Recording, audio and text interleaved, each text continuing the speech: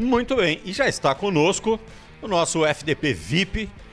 Está voltando ao FDP, o senador Carlos Portinho, para conversar com a gente sobre as coisas que estão sendo investigadas sobre o futebol em Brasília. Eu vou deixar a bola com você, chefe. Senador, boa noite. Que prazer enorme poder falar novamente com o senhor.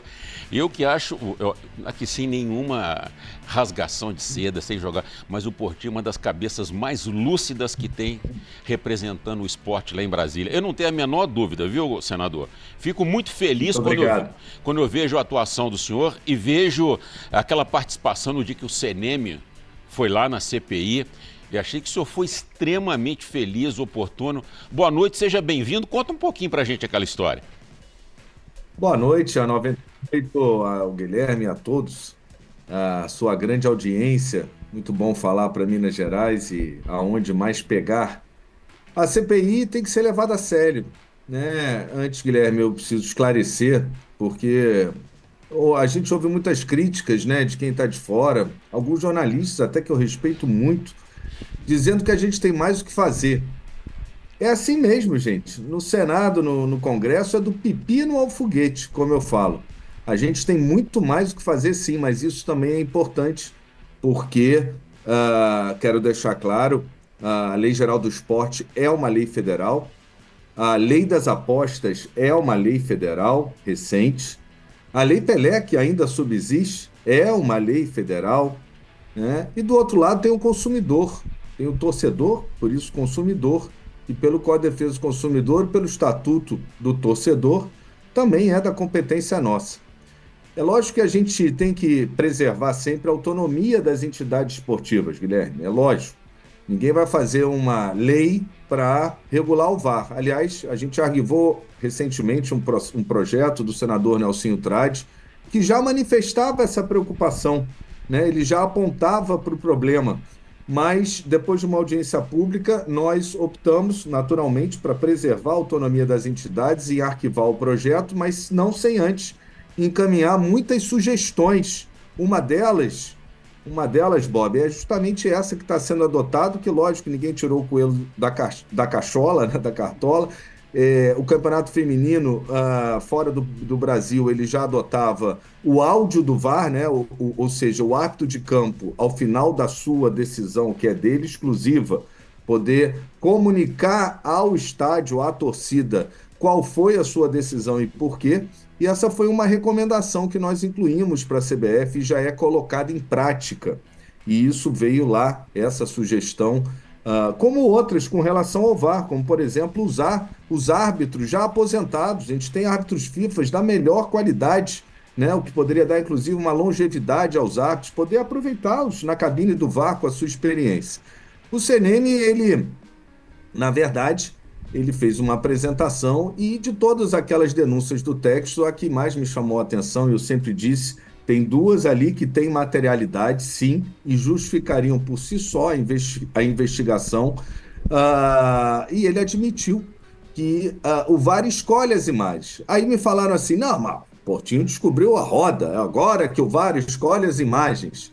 Não, mas o regulamento do VAR, ele diz que as melhores imagens, obrigatoriamente, têm que ser selecionadas e encaminhadas para o árbitro de campo. Naquela expulsão do Adrielson, numa partida contra o Palmeiras, uma imagem fundamental de trás, e o árbitro em campo toda hora perguntava para o VAR quem tocou primeiro na bola, e o VAR encaminhava a mesma imagem que não elucidava e deixou de encaminhar, sim, isso ficou admitido, aquela imagem de trás. E isso acendeu um sinal de alerta, pode ter sido um erro, pode ter sido um erro para manipulação, não estou dizendo que é, e pode ter sido um erro para manipulação de aposta, né? A gente tem que tomar o cuidado, mas erro houve, né? E isso está acontecendo em outras partidas do Campeonato Brasileiro.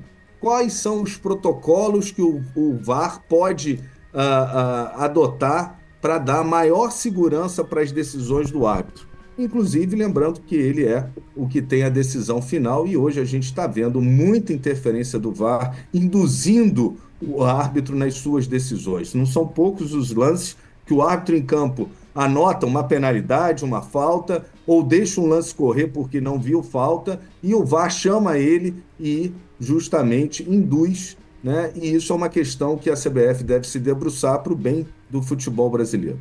Ô, senador, que é o CJ que está falando, prazer receber o senhor de novo aqui, muito Prazer legal, enorme. nós tivemos essa semana o Cajuru aqui também, e aí eu tenho outras perguntas, mas eu vou pegar uma carona nessa sua resposta, e aí até opinativo. Então, diante disso, como é que o senhor vê a solução? Porque, veja bem, nós temos o erro em campo do jogador, o erro em campo do goleiro e o erro em campo do árbitro.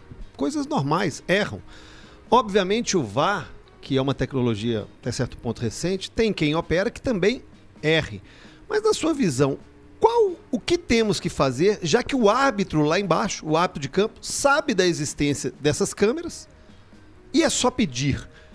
Você acha que tem que ver todas em todos os lances? Não. Como é que o senhor vê isso para uma melhoria? Para que a gente não duvide de nada e possa acreditar, pelo menos em quase tudo. Boa noite. Boa noite. Todos nós queremos o jogo limpo, né? Queremos respeitar a integridade do resultado esportivo. Como eu disse, pode nos caber sugerir. Eu espero que ninguém apresente uma lei para regular o VAR, até porque já rejeitamos, como eu disse, uma. Mas essas sugestões, elas vêm a contribuir. Quem deve se debruçar sobre isso é a CBF. Agora, a gente está revelando que, por exemplo, há partidas de futebol do Campeonato Brasileiro que só há 6 câmeras de VAR. Há partidas do futebol brasileiro em que essas câmeras só estão em um lado do campo. Há estádios que têm até 25, se eu não me engano, câmeras de VAR, né? A FIFA, ela recomenda 12, né? Quando o VAR foi instalado nas partidas oficiais fora do Brasil, essa era a recomendação. Então aí já vai uma questão que deve ser debruçada. Muitos não sabiam. Então, primeiro, a gente não precisa ver todas as câmeras. O árbitro de campo não precisa ver todas as câmeras. É lógico que se tiver 6 câmeras, eu acho que não tem. O trabalho é menor, o tempo que se perde também. O que o protocolo diz é que as melhores têm que ser enviadas, né? As melhores ângulos, as melhores imagens. O nosso papel na CPI foi demonstrar que em um jogo, uma câmera fundamental não foi enviada. O que deve ser feito, deve ser aprimorado o protocolo. Hoje, antes, a gente só tinha 3 que erravam, né? O árbitro e 2 bandeirinhas. Agora me parece que a gente tem 5, porque você soma mais 2 VAR. E se você somar as câmeras que são operadas por pessoas humanas, né? Se ela se distrai, você já perde um ângulo importante. Então, não significa que a maior quantidade de pessoas, e a gente está criando quase que um conselho de arbitragem atualmente, né? E isso não é bem o que a FIFA gostaria, ela quer prestigiar a decisão do árbitro em campo, e que seja enviada a melhor imagem, as melhores imagens. Eu acho que a CBF ela precisa dar publicidade para essas imagens. Ontem eu vou dar um exemplo recente, como é que isso fica na cabeça do torcedor. Ontem, no pênalti assinalado a favor do Flamengo, pelo árbitro em campo, que não teve dúvida da falta no Bruno Henrique, né? O VAR chamou ele. Uma jogada bastante duvidosa, né? Há contato, não sei se é intensidade, não quero transformar ninguém que é a CPI numa mesa de bar em que a gente vai ficar discutindo se o árbitro errou ou acertou, eu quero discutir procedimentos, né? O árbitro estava convicto da sua marcação, né? Para muitos acertado, e o VAR chamou ele ali ao campo. E eu confesso que o que foi passado na televisão foi uma câmera, se eu não me engano, 2 no máximo, uma segunda que não mostrava muita coisa. Será que não tinham outras câmeras ali naquela partida ontem, no estádio do Maracanã, que lá sim tem muitas câmeras que acompanham a jogada? Então, assim, a gente tem que discutir, a gente tem que jogar luz sobre isso para aperfeiçoar.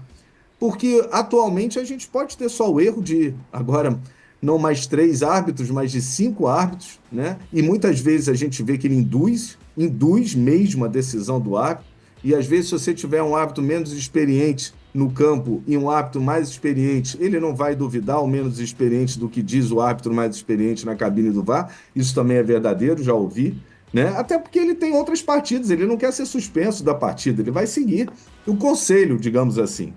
Então, a gente precisa jogar luz sobre isso. A CBF ela tem que achar essas soluções. né? Alguns lugares do mundo já se adota o semiautomático, né? O VAR semiautomático, Perfeito. que ele aponta por inteligência artificial, por exemplo, situações de impedimento ou não, né? Então, assim, essa é uma discussão que tem que seguir, inclusive com relação à interferência extracampo nas decisões da arbitragem. Nosso papel é recomendar e jogar luz e mostrar quando há erros. E nesse caso específico, houve a supressão de uma câmera que contraria o protocolo que exige que as melhores imagens e os melhores ângulos sejam encaminhados. Se puder, pelo menos, divulgar todas as câmeras depois da partida, para que a gente possa ter certeza de que nenhuma foi suprimida, já é uma boa sugestão. Senador, que bom falar com o senhor. Olha só, eu conversei com alguns ex-árbitros essa semana e para saber um pouco mais como é que funcionava esse diálogo, quem é que tomava iniciativa, quem tinha que tomar iniciativa ou não, etc. E todo esse assunto ele convergiu exatamente para esse ponto. O ponto do protocolo, porque o protocolo diz é preciso que sejam mostrados ao árbitro de campo as melhores imagens. Só que aí tem uma questão interpretativa, porque o que é melhor para mim pode não parecer a melhor para ele, pode não parecer a melhor para o senhor, entende? Então, enquanto houver, disseram os árbitros, enquanto houver o critério de decisão humano, há espaço para o erro. Eu perguntei, como é que resolve? Resolve quando conseguirem diminuir a participação humana naquela amostragem que é feita ali durante a partida. E eu confesso ao senhor, e eu sou muito empolgado com tecnologia, que eu acho que nós estamos bem longe de achar esse ponto. Nem tanto, porque quando você tem num campo, vamos supor, 25 câmeras, um lance acontece, como foi o caso do Adrielson e daquele jogo do Palmeiras da sua expulsão, ele acontece na lateral do campo. Ali não tinham mais de 4 ou 5 câmeras que poderiam pegar um melhor ângulo, né? Eu acho que se a gente tiver a publicidade no final de que câmeras foram mostradas para os árbitros dentro de um conjunto de câmeras, como hoje a gente ouve, depois da partida, a discussão dentro da cabine do VAR, né? Eu acho que já talvez deixe menos espaço, menos uma porta aberta para o erro que visa manipulação, tá? Essa é a nossa preocupação, tanto é que a CPI é de manipulação. Eu acho que essa é, dentro do possível, da falibilidade humana, né, pelo menos uma medida de transparência. Aquele lance do Adrielson, até na cabine do VAR que a CBF montou na audiência secreta, eu não sei nem porque que foi secreta, era interessante até que tivesse sido público, logo depois do depoimento do CNM, eu vi todas as câmeras ali, né, que o técnico de VAR, ele tem ali todas as câmeras à sua disposição e é o árbitro do VAR que diz, me dá essa, me dá aquela, não é o árbitro de campo. Por isso que se você suprimir uma imagem, o árbitro não vai nem saber que aquela imagem existia, assim como não também o torcedor saberá, porque ele também vê as mesmas imagens que vão a campo, que são enviadas. Mas eu vi ali aquela câmera por trás, né, que mostra que o Adrielson toca na bola. E numa situação em que o árbitro repetidamente diz quem tocou primeiro na bola, me dá a imagem de quem tocou primeiro na bola e essa imagem não é enviada, isso é muito grave. Isso é muito grave. Então, assim, a minha primeira sugestão, né, porque me cabe apenas sugerir, é que todas as imagens fiquem disponibilizadas.